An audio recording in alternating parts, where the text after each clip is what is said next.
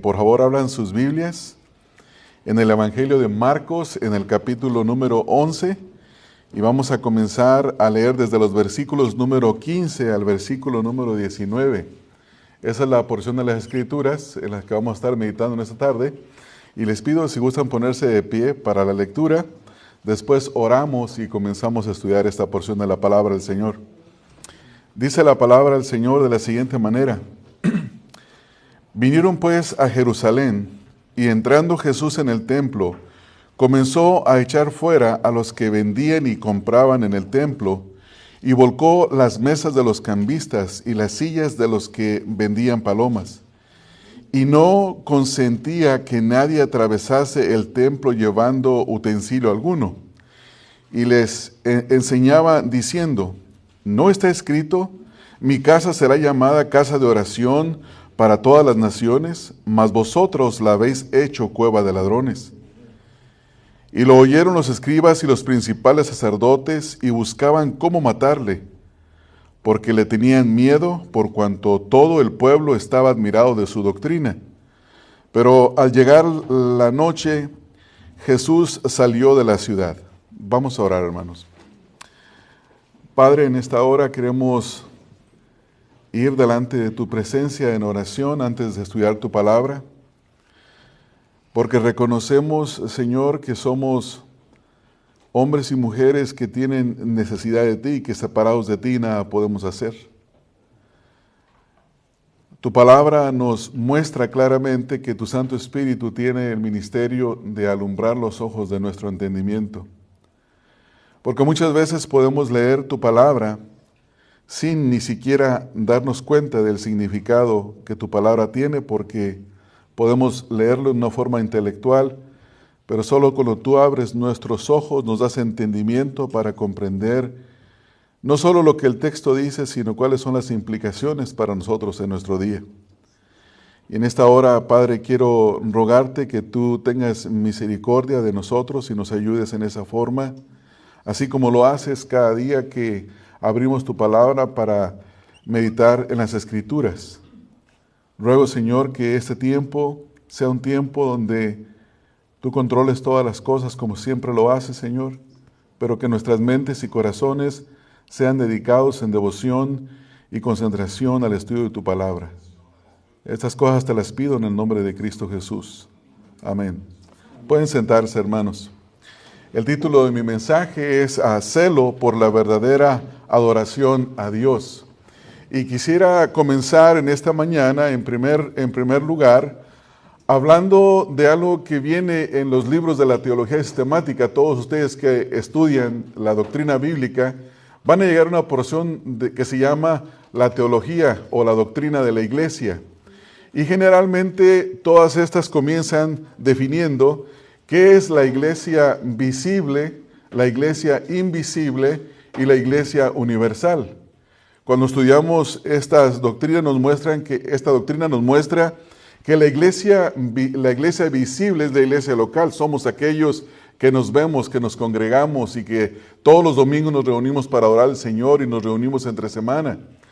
Que la iglesia invisible son todos aquellos creyentes que están por todas partes, y la iglesia universal es la iglesia que a través de la historia, desde el primer creyente hasta el último que habrá de creer en el Señor Jesucristo, se congrega. Pero al identificar la iglesia local, la iglesia que vemos, los que nos congregamos, corre un peligro de que no todos los que profesan fe en el Señor Jesucristo tienen una fe verdadera. La Biblia nos habla de discípulos hipócritas o falsos discípulos. Pero también existe otro peligro, que es el peligro de los falsos maestros que entran encubiertamente en las congregaciones y que muchas veces surgen de la misma congregación. Por esa razón, la Escritura nos manda a nosotros que nos examinemos constantemente para saber si nosotros estamos en la fe. Nos manda que discernamos todo lo que escuchamos, que nos demos cuenta si lo que se enseña verdaderamente es la palabra de Dios. Y nos manda que tengamos cuidado, porque si no hacemos estas dos cosas, que es la de examinarnos a nosotros mismos y probar lo que se enseña de los púlpitos, es muy posible que se caiga en el peligro de la apostasía, en el peligro de la herejía, en el peligro que no tiene retorno más a la fe. Y esto es lo que le ha pasado a mucha gente y le pasa, incluso hay denominaciones que se han ido totalmente en contra de la palabra de Dios. ¿Por qué razón digo esta cosa? La razón es porque la verdadera adoración es aquella que únicamente los verdaderos creyentes pueden ofrecer a Dios. La verdadera adoración es la que se hace en espíritu y en verdad. Es la adoración que es guiada por el Espíritu de Dios que habita en cada creyente y que habita entre los creyentes y que está fundamentada en la verdad de la palabra de Dios.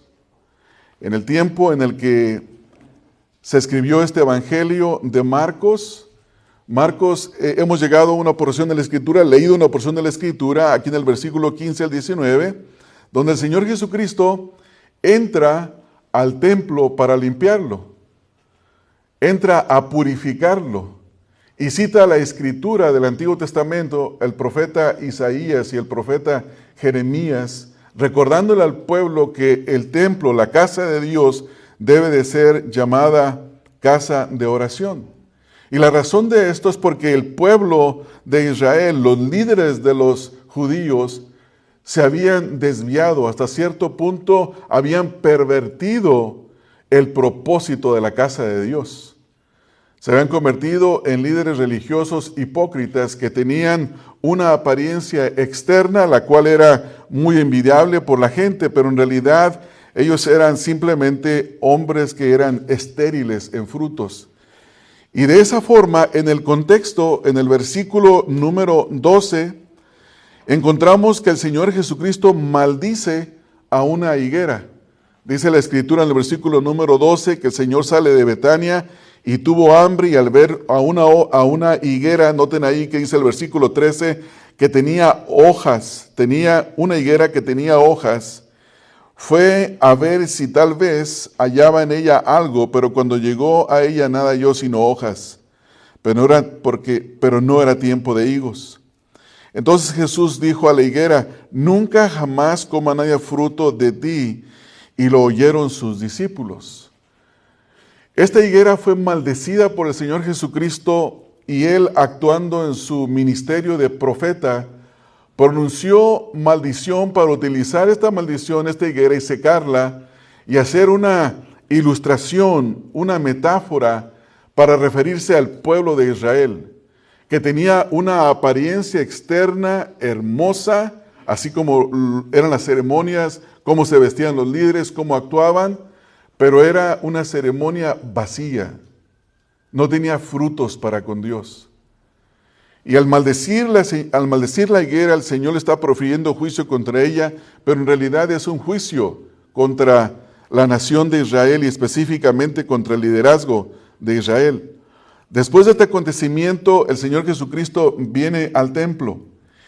Y al llegar al templo, nosotros observamos en el versículo número 15, dice, vinieron pues a Jerusalén, y entrando Jesús en el templo comenzó a echar fuera a los que vendían y compraban en el templo, y volcó las mesas de los cambistas y las sillas de los que vendían palomas. Hay una frase ahí que es sumamente importante, y antes de explicarla quiero mencionarla. Dice ahí, comenzó a echar fuera a este grupo de personas que estaban traficando en el templo. Y esta es una frase que en el contexto, desde el capítulo número 2 hasta este punto, solo se utiliza para referirse a la expulsión de demonios. Es decir, que cuando el Señor Jesucristo echó fuera demonios y al echar fuera a los cambistas, hay una equiparación aquí de Marcos en la que considera que la acción de Cristo fue una acción que realmente está reprobando a los líderes, a los que están ahí trabajando en el pueblo, con la aprobación del pueblo. Luego en el versículo número 17, el Señor Jesucristo va a citar la profecía del Antiguo Testamento y hace la pregunta, dice, ¿no está escrito? Mi casa será llamada casa de oración para todas las naciones, mas vosotros la habéis hecho cueva de ladrones. Noten esa frase. El Señor Jesucristo está equiparando lo que están haciendo los líderes religiosos al permitir todo este mercado dentro de la casa de Dios. Les dice, ustedes han hecho de la casa de Dios una cueva de ladrones. Los equipara con ladrones. Dice, ustedes son como ladrones que están, como la parábola del buen samaritano que va por el camino y los ladrones lo asaltan, lo ultrajan, le quitan todo lo que él tiene, lo desposeen de lo que él tiene, lo hieren. Y salían los ladrones en esos caminos de entre las cuevas, estaban al acecho de los viajeros. Y el Señor se refiere a los líderes religiosos, no como guías del pueblo, como representantes del pueblo de parte de Dios, sino que se refiere a ellos como ladrones, como saqueadores. Después, en el versículo número 18, dice, y lo oyeron los escribas y los principales sacerdotes y buscaban cómo matarle, porque le tenían miedo por cuanto todo el pueblo estaba admirado de su doctrina. Pero al llegar la noche Jesús salió de la ciudad. Noten la frase en el versículo 18, buscaban cómo matarle. Esta es la respuesta del pueblo a la enseñanza del Señor Jesucristo. Noten que es una enseñanza fundamental a las Escrituras y ellos la rechazan y muestran con este rechazo y con este odio al Señor Jesucristo lo que realmente había en su corazón. Y esto es así rápidamente una breve observación del pasaje. Y ahora vamos a dar comienzo a estudiar los detalles de él. No sin antes pensar un poco en los antecedentes del contexto. Este pasaje tiene lugar durante la última semana del ministerio del Señor Jesucristo. Es cuando Él y sus discípulos viajan a Jerusalén para la Pascua. Y cuando entran en la ciudad, Jesús fue al templo y lo encuentra totalmente corrompido y lleno de mundanalidad. El templo, según las Escrituras, estaba destinado para ser un lugar de culto, de adoración, de oración para todas las naciones, pero ellos lo habían convertido en un mercado. Los cambistas, los vendedores, los animales que se encontraban ahí en el templo, eran para aprovecharse de la gente, no para ayudarles a llevar una mejor adoración a Dios, sino para aprovecharse y burlarse de la gente en realidad. Lo que vamos a aprender en esta porción de la palabra del Señor es que el celo por la verdadera adoración en nuestras vidas es una prioridad para que saquemos la mundanalidad de nuestras vidas y de la iglesia. Este pasaje, si algo que nos enseña, es que la verdadera adoración a Dios tiene prioridad. Y nosotros debemos de ser celosos por una verdadera adoración a Dios. Y esto nos lleva a entender que lo único que se interpone en una verdadera adoración a Dios, en nuestra adoración a Dios, es la hipocresía, es decir, pretender ser alguien que nosotros no somos. Hermanos, cuando llegamos el domingo a la iglesia, no importa que pongamos una cara de espiritualidad, el Señor conoce si le hemos buscado entre semana, si hemos buscado hacer su voluntad. El Señor conoce absolutamente todo. Por lo tanto, si nosotros sabemos eso, que el Señor es omnisciente, y aún así actuamos de una forma hipócrita, pretendiendo ser alguien que nosotros no somos, simplemente nos vamos a enfocar en todo lo externo y nos vamos a olvidar de lo externo, de cómo está la actitud de nuestro corazón para con Dios. Eso fue exactamente lo que le pasó a los líderes religiosos, al pueblo de Israel. Ellos se preocuparon por las cosas externas, pero se olvidaron de la palabra de Dios. Los escribas y los fariseos enseñaban al pueblo las tradiciones de los ancianos y tenían 1000 interpretaciones para cada una de ellas, pero se habían olvidado de la esencia de la palabra de Dios, de las Escrituras. Y es algo que se debe de cuidar. En primer lugar, vamos a ver en el versículo número 15, la actitud de Cristo a la falsa adoración. Dice, vinieron pues a Jerusalén, y entrando Jesús en el templo comenzó a echar fuera a los que vendían y compraban en el templo y volcó las mesas de los cambistas y las sillas de los que vendían palomas. El Señor Jesucristo repudia con toda su ser una falsa adoración. El Señor Jesucristo tiene un repudio completo a los falsos adoradores, y Él los conoce. Él nos conoce a cada uno de nosotros.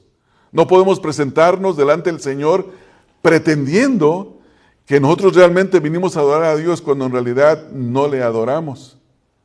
Pero cuando hemos buscado al Señor, hemos deseado al Señor y venimos a su presencia, no tenemos ningún deseo de mostrar ninguna apariencia, simplemente ser quienes somos y reunirnos y gozarnos por estar en la presencia de los creyentes, en la presencia del Señor, por estar juntos adorando al Señor.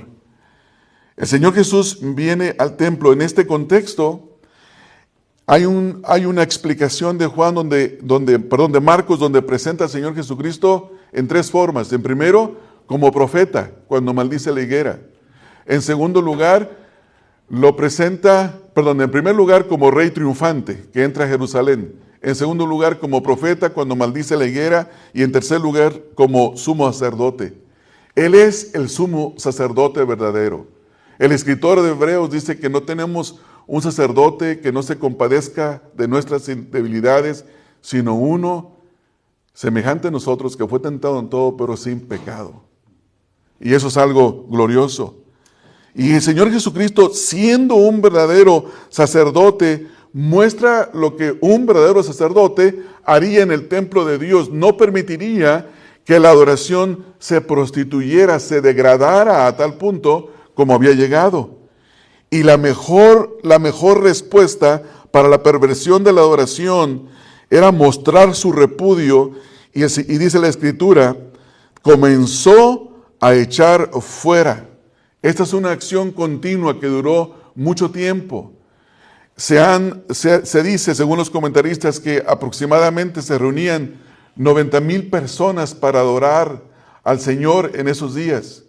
Y el templo estaba saturado. La corte de los gentiles, donde estaban los cambistas y los vendedores de los animales, estaba saturado, y comenzó a echar fuera todo, a derribar todo, a expulsar todo.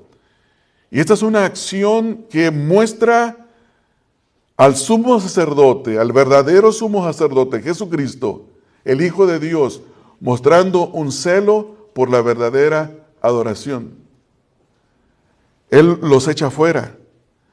Esto es lo que hace en el contexto del Evangelio de Marcos con los espíritus inmundos.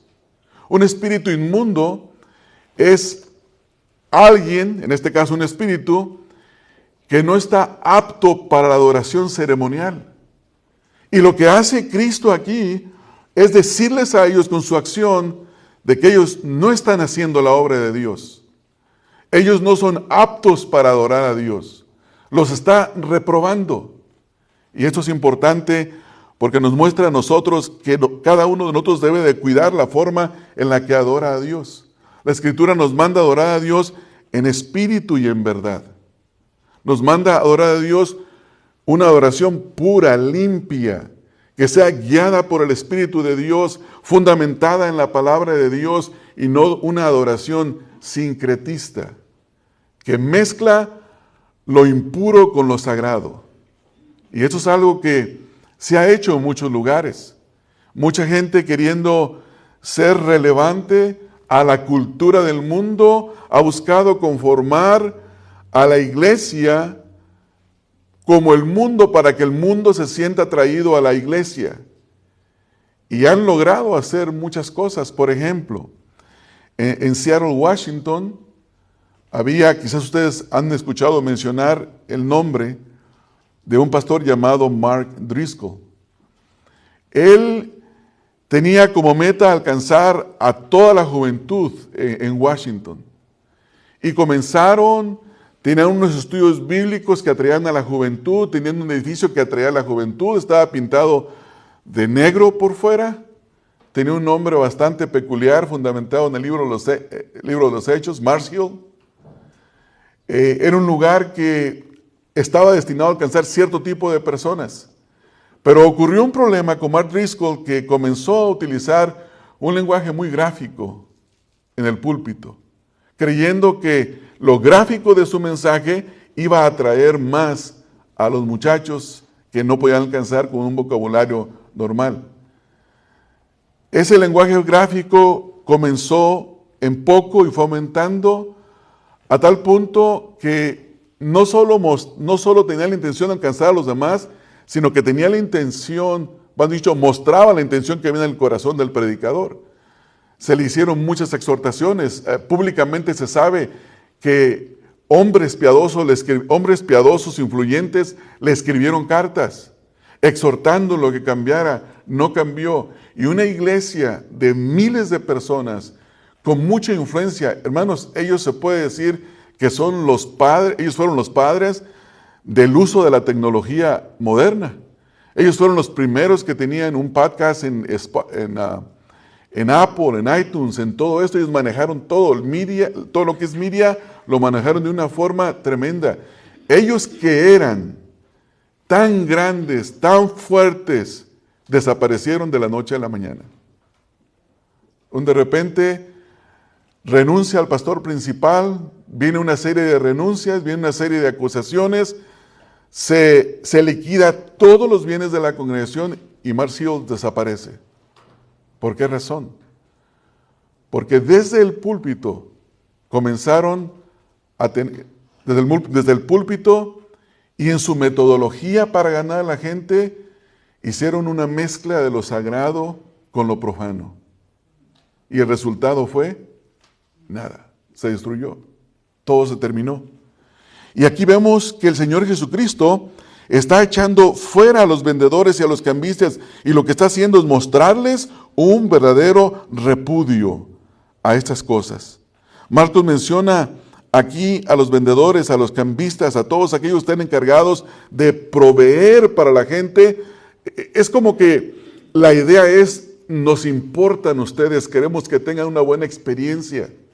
Pero en realidad lo que hacían era encontrarle defectos a todos los animales que la gente traía para hacer sus sacrificios. Se los confiscaban los animales y les mandaban comprar los animales que ellos estaban autorizando, cuando en realidad los mismos que confiscaban eran los mismos que reciclaban para la aprobación.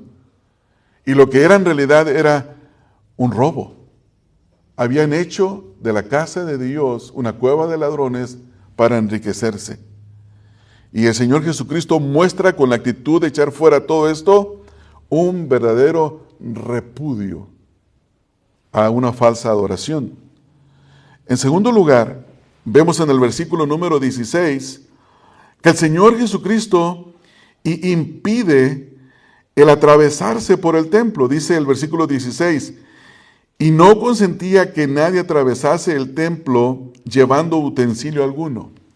El templo era un lugar muy grande, de aproximadamente 500 metros por 350, y la corte de los gentiles era una corte inmensa. Pero muchos, sin la intención de entrar al templo a adorar, simplemente entraban por una esquina para cortar camino y evitar darle la vuelta y perder tiempo caminando. Su intención no era adorar, su intención era caminar prácticamente, ¿no? Ahorrar tiempo.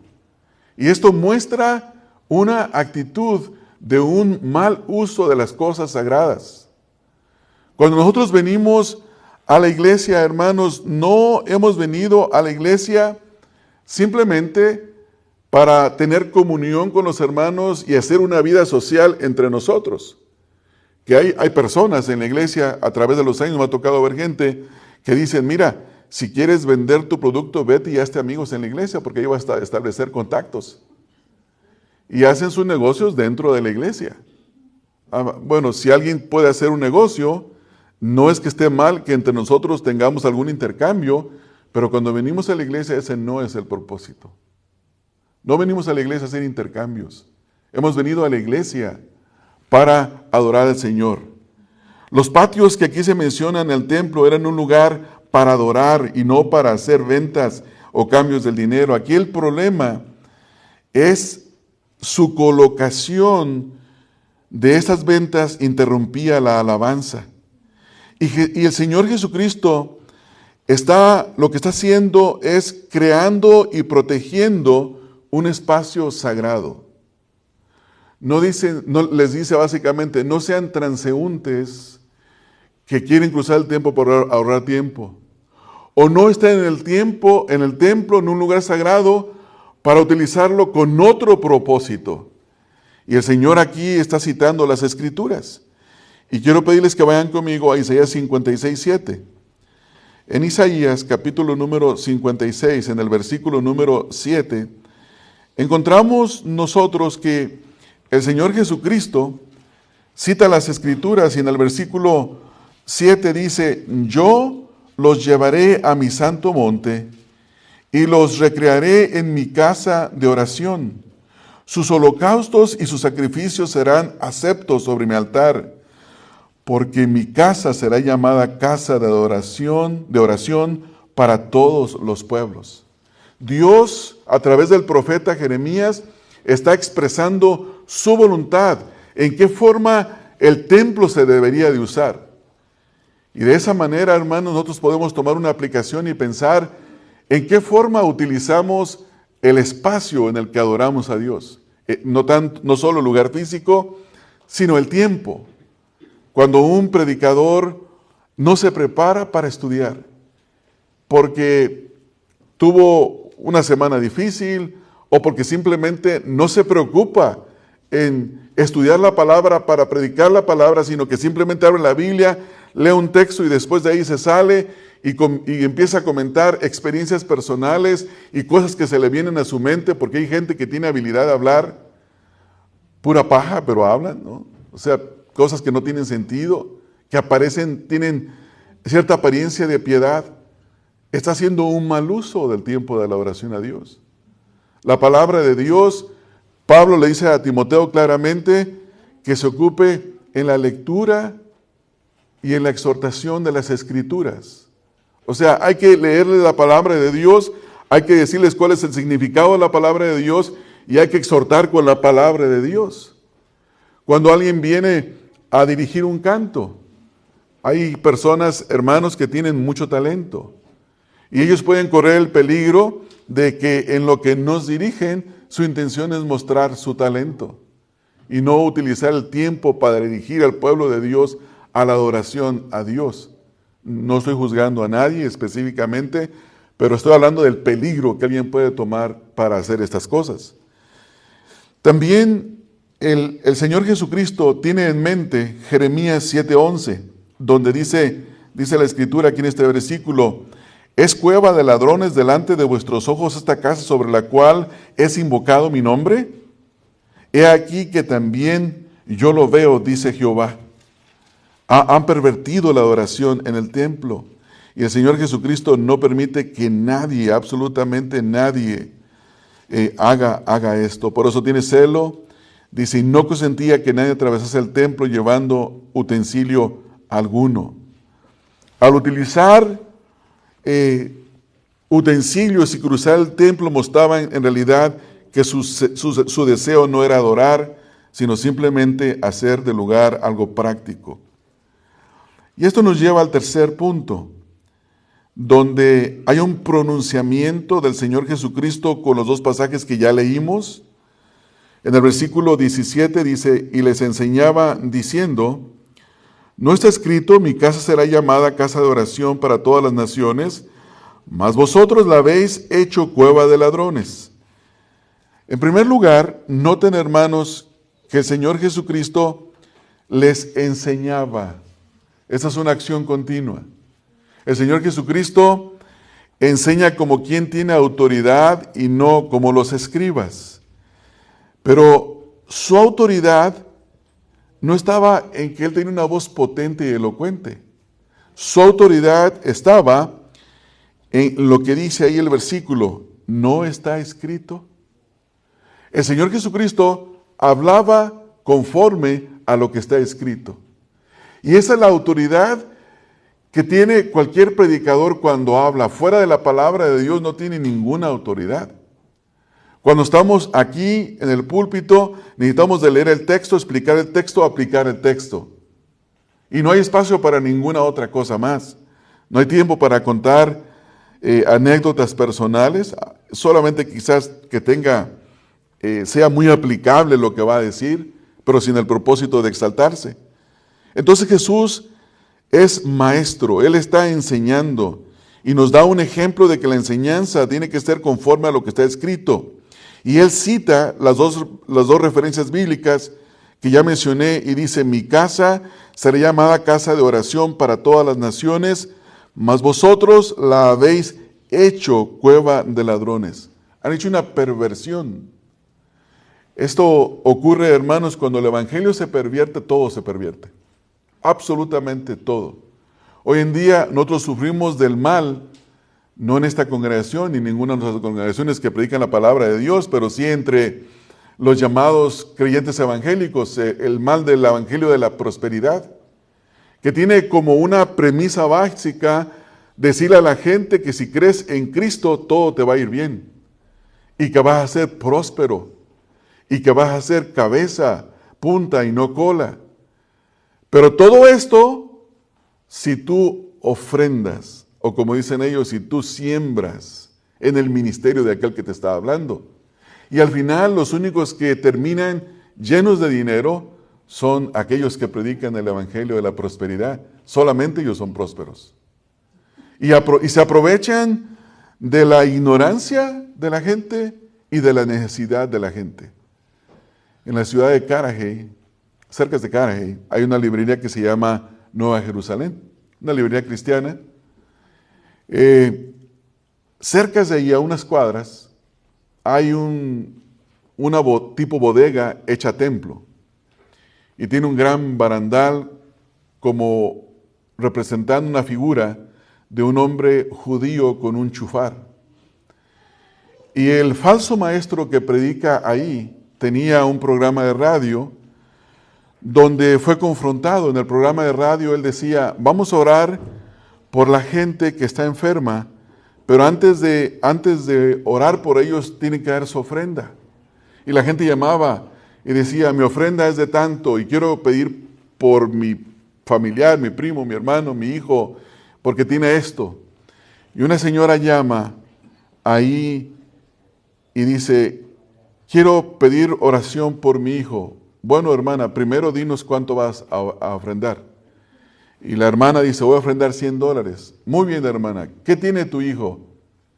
Tiene cáncer. Dijo: ¿y tú crees que con una ofrenda miserable de $100 se va a sanar?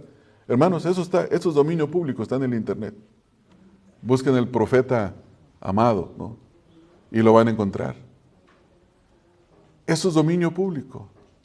¿Qué han hecho estos hombres? Lo que han hecho en sí es pervertir la verdadera adoración. Están utilizando la palabra de Dios para pervertirla y para hacer lucro de ella. No para bendecir a la iglesia, no para edificar a la iglesia.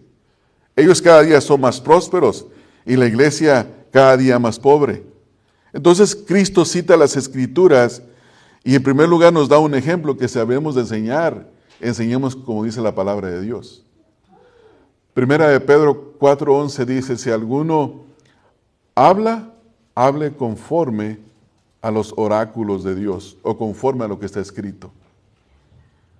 Si no vamos a hablar conforme a lo que está escrito, no debemos de hablar acá.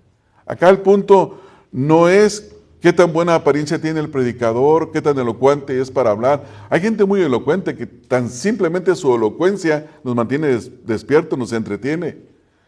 Pero no busquen por predicadores elocuentes. Busquen por predicadores que sean fieles a la palabra de Dios. Es lo único. Todo lo demás es basura, hermanos. Todo es apariencia, todo es hipocresía. Los hombres no somos nada. Dice la Escritura que todos los hombres puestos en la balanza son menos que nada. No hay ninguna virtud en el hombre predicador. Si explicó la palabra de Dios, gloria a Dios. Hizo lo que tenía que hacer. Pero vivimos en una época donde yo creo que es ignorancia espiritual, pero hacemos ídolos de los predicadores. Y hay hermanos que se dedican bastante a ello, ¿no? Tengo un hermano en la congregación que hubo un tiempo, casi cada sermón que yo predicaba, venía y me decía, ¿qué dijo fulano de tal acerca de ese pasaje que yo prediqué? Y me decía, es que él dijo esto y usted no dijo esto. Bueno, hermano, es que el pasaje tiene mucho que decir y nadie puede ser exhaustivo en el pasaje. Pero ya calmó, ya paró, gracias a Dios. Pero llegó un momento que ya se hacía pesado, no era lo mismo todos los días. Ya me dan ganas de decir, pues váyase, viaje de país para que vaya a congregarse a la iglesia de este hermano. Pero volviendo a nuestro pasaje, hermanos, es interesante notar cómo Jesús está buscando aquí el verdadero propósito del templo, porque cita la Escritura y habla de la voluntad de Dios sobre el templo, el lugar de oración para todas las naciones, como estaba profetizado aquí en el Antiguo Testamento. Y la referencia aquí en este versículo, cuando ya mencionamos, mencioné ya en el contexto que se les llama ladrones, tiene que ver con estos salteadores de caminos, tiene que ver con los insurrectos que estaban profetizados en Jeremías 7:11. Y Marcos aquí lo que está haciendo es llamar a los lectores a que reflexionen sobre la corrupción y la injusticia que ha penetrado el lugar que se supone que debe de ser casa de oración. Y este es exactamente el riesgo, hermanos, que uno puede correr como congregación y el riesgo que puede correr individualmente si no obedece la palabra del Señor. Cada uno de nosotros debe de darse a buscar en su vida ser obedientes a la palabra del Señor, a examinarnos cada uno de nosotros para saber si estamos en la fe, a probar, como dice Pablo ahí en Corintios 13:5, si Cristo está en nosotros. Todo lo demás es resoca, hermanos. No tiene peso, es paja. Lo único que cuenta es si Cristo está en nosotros. Si Cristo está en nosotros, nuestro deseo será caminar como Él, tener afectos como los de Él, inclinarnos hacia Dios como Él, buscar la voluntad del Padre en todo momento. Y vamos a luchar con nuestro propio pecado, el luchar contra nuestra propia hipocresía y quitarla, echarla fuera totalmente. ¿Por qué? Porque el Señor repudia una adoración externa que es hueca y pervertida por dentro. Entonces, la próxima vez que usted se prepare entre semana para venir a adorar o el domingo para congregarse, piense en que el Señor repudia nuestra adoración hipócrita.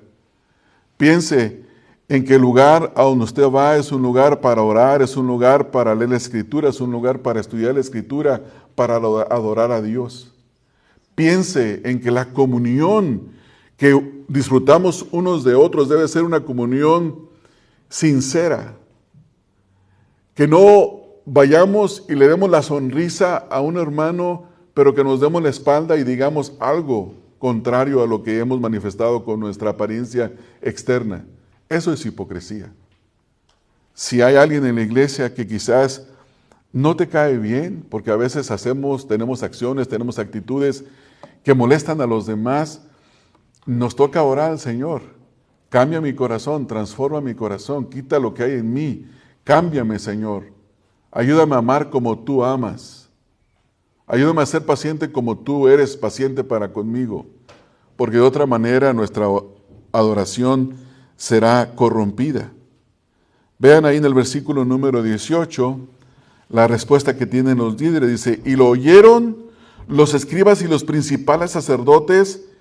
¿Cómo respondieron a la enseñanza del Señor, hermanos? Buscaban cómo matarle. Cristo les enseña la palabra de Dios y ellos buscan cómo matarle. Y la pregunta es, ¿por qué? ¿Les molestó el tono en el que los dijo? ¿Les molestó el pasaje que utilizó para decirles? No, ellos están mostrando que lo que realmente hay en su corazón es odio. De la abundancia del corazón viene el pecado, la malicia, todo lo que es pervertido, ¿no? De dentro del corazón salen todas esas cosas. Todo el Sanedrín estaba profundamente afectado. Estamos hablando de un grupo de 70 hombres, donde están los sacerdotes, los escribas y los representantes de cada tribu de Israel, un grupo de ancianos. 70 hombres profundamente molestos, que no había sabiduría en ninguno de ellos porque están molestos todos, y lo que están buscando hacer es matarlo, porque le tenían miedo por cuanto todo el pueblo estaba admirado de su doctrina. Es decir, la gente entendía, la gente creía, pero ellos no. Todo el Sanedrín está profundamente molesto, lleno de rencor, lleno de ira. Así que con mayor motivo buscaban la forma de matar al Señor Jesucristo. Y más adelante buscan provocarlo. Vayan conmigo aquí enseguida al pasaje que sigue. Después en el versículo número 27 al versículo 33 está la autoridad de Jesús. Ellos le preguntan en el versículo número 28, ¿con qué autoridad haces estas cosas? ¿Y quién te dio autoridad para hacer estas cosas? ¿Cómo? ¿Con qué autoridad la haces? ¿Quién te dio la autoridad? Y él les responde con otra pregunta. Que la respuesta a esa pregunta respondía la pregunta que ellos están haciendo. Y la pregunta es en el versículo número 29, dice, os haré yo también una pregunta y respondedme y os diré con qué autoridad hago estas cosas. El bautismo de Juan, dice, ¿era del cielo o de los hombres? Ellos tenían que responder. La respuesta correcta es que era del cielo. Pero si ellos decían eso, ellos no le creyeron, no fueron a bautizarse y tenían temor del pueblo y el pueblo se echaría en contra de ellos. Entonces, ¿qué decidieron hacer? Dice el versículo número 32. Si decimos de los hombres, dice, pero temían al pueblo, pues tenían a Juan como un verdadero profeta. Versículo 33. Así que respondieron y dijeron a Jesús, no sabemos. Y entonces viene una de las frases más terroríficas que representan el abandono de Dios. Dice el texto, tampoco yo os digo con qué autoridad hago estas cosas. Jesús en ese momento deja de tratar con ellos, hermanos. Ya no más lidia con ellos. Y eso es lo que es conocido en Romanos capítulo 1, comenzando desde el versículo 18 hasta el final, donde 3 veces se menciona el abandono de Dios. Por lo tanto, por esta razón, Dios los entregó, Dios los entregó, Dios los entregó, Dios los entregó. No más trata Dios con ellos. Y esto es lo que pasa con una persona que vive una vida donde tiene una falsa adoración, donde su corazón está lleno de hipocresía, donde se le predica la palabra de Dios y parece que la escucha y no la escucha, y sale y no ocurre nada, absolutamente nada. Donde se le exhorta directamente y no cambia, donde se confronta con su pecado y no hace nada, y prefiere irse de la iglesia. Al cabo hay muchas iglesias cristianas y de sana doctrina a donde yo me puedo ir a meter. Y quizás ahí no me digan nada. Estas personas van huyendo de congregación en congregación y un día viene en el que el Señor ya no trata con ellos. Ya no trata con ellos. Por eso está la exhortación del libro de Hebreos, que tengamos cuidado de que nadie se endurezca en su corazón. Porque una vez que el corazón se ha endurecido, ya no hay más trato para el corazón endurecido. Alguien lo ilustró como un constructor que está haciendo un driveway. Ponen las formas y después que las formas están echadas, viene el camión con el cemento y una vez que tiran el cemento, hay una cantidad de tiempo para moldear el cemento. Si no se moldea durante ese tiempo y se endurece, ya no se puede hacer absolutamente nada. Nada. Y eso puede llegar a ocurrir con una persona que vive en hipocresía. Por esa razón, hermanos, nosotros debemos de hacer, cada uno de nosotros, debemos hacer todo lo posible por erradicar una adoración hipócrita de nuestras vidas. Todos, hermanos, Cada uno de nosotros, de alguna forma u otra, podemos ser tentados a la hipocresía. Y cuando sea así, reconozcamos que hemos sido tentados y lidiemos con ese asunto de esa tentación. Que nos hemos sentido tentados a mostrar muchas veces un amor que no tenemos, a mostrar un fervor que no existe en la vida real, a hacer una conversación con un hermano y hablar como si verdaderamente entendiéramos lo que estamos hablando, como pretendiendo que yo sé teología, que yo me dedico al estudio de la palabra de Dios y que puedo tener una conversación con un hermano. Sí. Yo sé que es eso, yo sé que es el otro. Eso es un peligro. En primer lugar, el Señor lo rechaza, lo echa fuera. Segundo lugar, puede llegar un punto en el que el Señor, en que te conviertas o que nos convirtamos como los líderes del pueblo de Israel, que teniendo la palabra de Dios, la herencia de los profetas, se volvieron a las tradiciones de los ancianos y abandonaron la palabra de Dios. Podemos ser hombres y mujeres llenos de tradiciones. Podemos conocer todo lo que se hace en una iglesia, pero se puede ser una persona llena de hipocresía en el corazón. Entonces, este pasaje, al ver la actitud de los líderes religiosos, nos ayuda a nosotros a no ceder, a no caer como ellos. Este pasaje nos habla de la importancia de mantener nuestra adoración a Dios libre de mundanalidad. Quitemos cualquier cosa mundana que está en nuestra vida.